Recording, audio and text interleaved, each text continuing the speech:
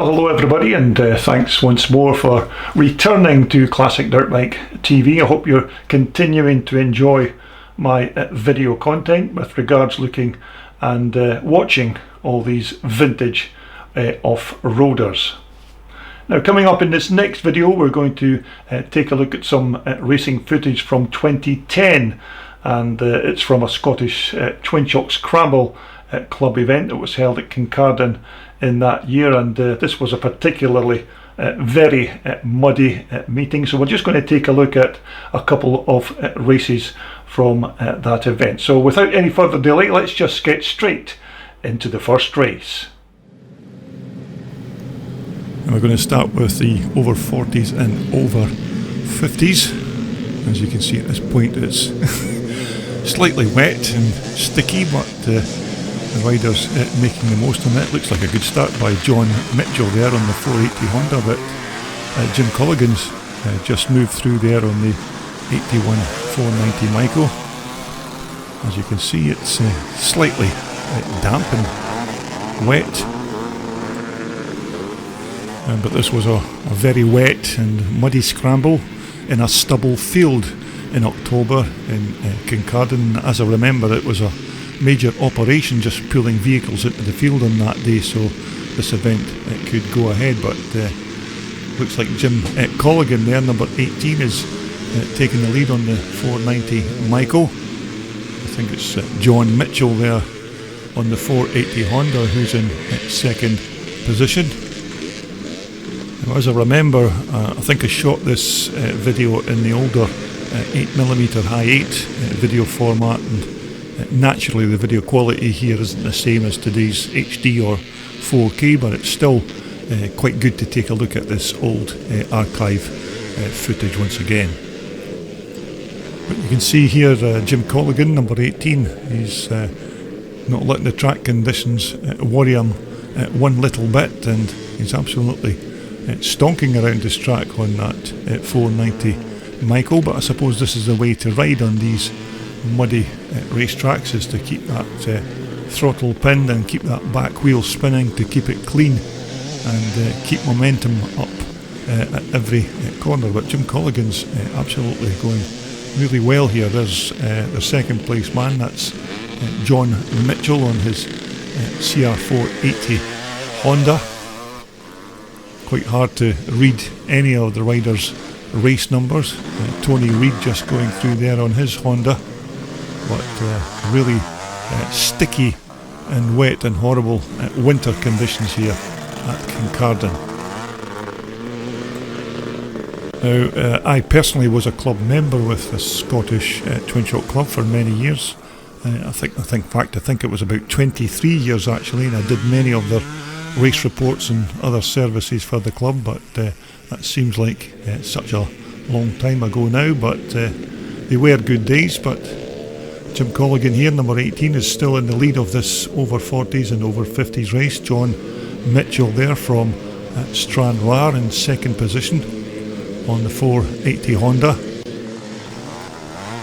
Of course, these kind of racing conditions can be bike breakers when the engine gets totally clogged up with mud and can't get enough cooling, and then the engine tends to overheat, and of course seizures are quite a common thing on these kind of racing conditions. But you can see the rain is absolutely lashing down here at Kincardine, but Jim Colligan is still going well in this over 40s and 50s race. But as I said, these kind of race conditions were never my favourite, and I was never any good at riding in these muddy and soggy racetracks. Although, having said that, I know quite a few riders who excel in these kind of super soggy conditions, and they absolutely love riding in this kind of mud. But Jim Colligan still going well on this 81 490 Michael. He's coming up to past some of the slow riders on the track. He's just going past Gary White there, number 45 on his YZ Yamaha, but Jim's absolutely riding a superb race here. He's got the throttle on that 490 just held right back keeping that back wheel as clean as possible. Get into the corner and then snap that throttle back again. So that's Jim Colligan there, number 18, your race leader. I think this is Mike Doby here, number 27, on the YZ Yamaha bike. Quite hard to read their numbers, but I certainly can see the front number plate there. It's Mike Doby's, but number 161 there, that's I think that's John McKell riding the Honda 250 Red Rocket, or Black Rocket as it's turning out to be. But you can see the conditions here are pretty horrendous. That's Albert Britton going through there on his Kawasaki. But these kind of racing conditions were pretty common practice for an end of season Twinshock Scramble meeting in October. We quite often got conditions like this, and this was normally the last meeting of the season. But we're looking at the number 18, Jim Colligan, your race leader, who's just started his last and final lap of this race. But Jim's ridden an absolute stonker of a race here right from the start gate, and absolutely nobody within the vicinity to challenge him for that position. And number 32 just going through there, I think that was Stevie Cruikshank. Another one of those 81 490 Michaels, still trying to cut its way through this mud bath. But here's your race leader as he heads towards the checkered flag for his first win of the day. A very good ride this has been by Jim Colligan on this 81 490 Michael. So it's going to be the first win of the day for the man from Auchtermuchty in Fife. But I do have quite a collection of these older Scottish Twinshock races from way back in the day, so I may post some more of these old archive clips later here on my YouTube channel. So that's the first win of the day for number 18, Jim Colligan. Okay, this next race is the combined Twinshock 500s and 250s and the Evolution class. These are all grouped together, but they will be scored individually. That's of course if the lap scorers can even read the riders' race numbers. So as they all make their way into the turn, what looks like Paul Chiappa and Walter Bickmore nearly came croppers there into turn 2. But the mud is certainly beginning to fly here at Windyhill Farm in Kincardine. So it looks like your early race leader is at number 25, I think that's Craig Smith on the 400 Michael Twinshock bike. And he's getting a wee bit harder to read the riders' numbers as they make their way around the track, but I'll try my best and pick out some of the ones that I recognise. I think that's Brian Allardyce there in the background on his 490 Michael bike. Thankfully at this stage the rain appeared to have stopped momentarily, but the track was still very slidey, as you can see. Is indeed number 25, Craig Smith. Looks like Walter Bickmore, is down there in third position, number 16. Another one of Scotland's top Twinshock riders, but it's Craig Smith, your race leader on the 400 Michael, that's got the early lead in this combined race. He crosses the line to start his second lap. Looks like Walter Bickmore has now moved up into second position. But Craig Smith riding well there. Remember, this is a combined race with Evolution bikes and Twinshock bikes combined, but as I mentioned, they will be scored separately.